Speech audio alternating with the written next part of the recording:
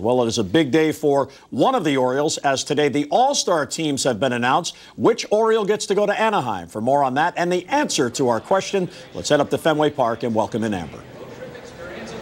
Well, Jim, after 9 seasons in the big leagues, Ty Wigginton will be representing the Orioles in this year's All-Star game out in California. Now, Ty was out to a very hot start in April and May. He batted .292 with 13 home runs. He has cooled off in June. His average has dropped down to .251. He's only hit 1 home run in the month of June. And Ty was a little bit surprised when he got the news from Juan Samuel. He said he even felt that there were players, other teammates in the clubhouse that may have been snubbed. Still, this is a big honor for Ty. As I said, he has been a veteran in the big leagues. He's been here for 9 years.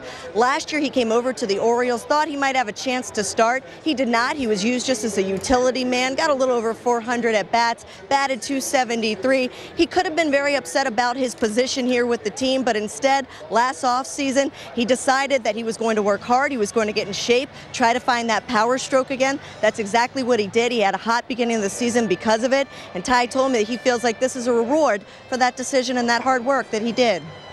I definitely look at it as a reward. You know, it's definitely an accomplishment. That being said, you know, there's a few guys in that clubhouse and guys on other teams that are probably going to get snubbed. But you know, it is what it is, and I'm definitely excited. And I'm sure when you first came into Major League Baseball, you envisioned maybe one day this is a distant dream, and you've been in the league for a long time. Did you think, was there a point in your career that you thought this might not happen as you were getting older and continued to play in the league longer? You know, to be honest with you, making an All-Star team is, I guess, never really been that. To me, it's always just the fact that I get to put on a Major League uniform each and every day is what I've always strived for and what I work for. And, you know, so from that aspect, I'm enjoying myself every day.